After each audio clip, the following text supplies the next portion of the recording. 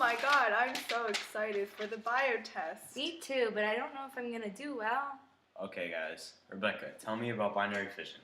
Well, binary fission is the division of prokaryotic cell into two offspring cells. The DNA is copied and a new cell membrane begins to develop. The cell grows until it doubles its size. New material is added, a new cell wall forms around the new membrane. Eventually, the dividing prokaryote is split into two independent cells. Each cell contains one of the identical chromosomes that resulted from the copying of the original cell's DNA.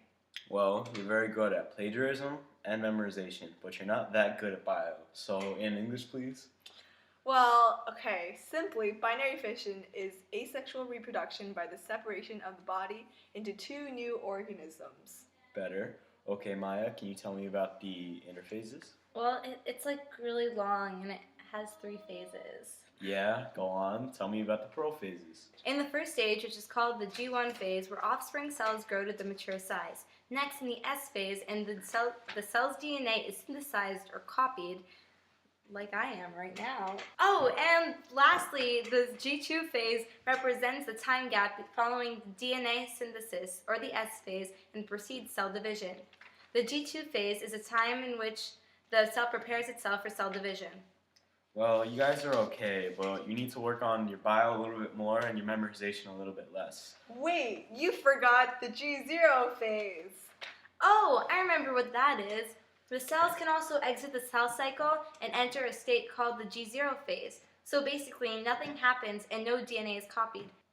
Okay, can you guys tell me about mitosis and cytokinesis? Well, Not really. Well, okay.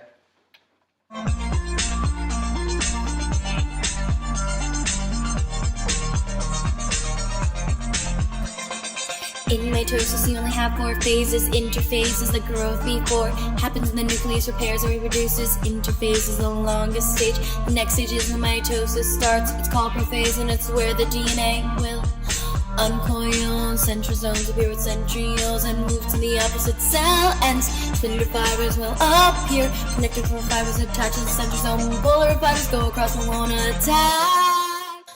Mitosis, cells reproduce in mitosis.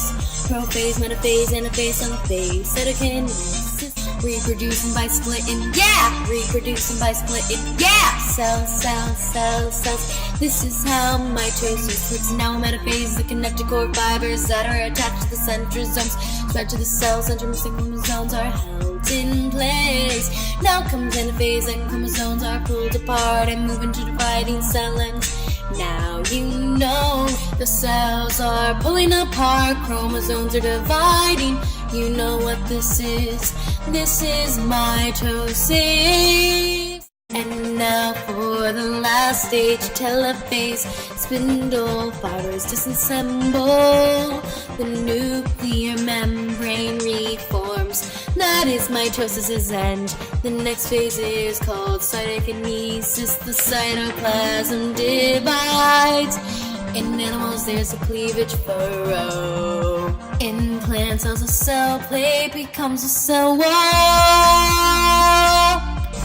Mitosis, cells reproduce in mitosis. Prophase, metaphase, anaphase, telophase, cytokinesis. Mitosis, reproducing by mitosis. Prophase, metaphase, anaphase, telophase, cytokinesis. Now, the other things that you have to know about the test are that there are proteins that act as checkpoints in mitosis and the interphase. The first one is at the end of G1, and it checks that the cell is about double the size and has uncoiled DNA. The second is at the end of the G2 phase, and it should make sure that there are 2 copies of DNA and that they should be enclosed into chromosomes. More growth until the cell is large enough to divide is also something that it checks for. And there's another checkpoint at the end of mitosis, where the 2 nuclei are checked to be the same. Without these checkpoints, mitosis will continue uncontrollably, and this could cause things like cancer. So do you understand?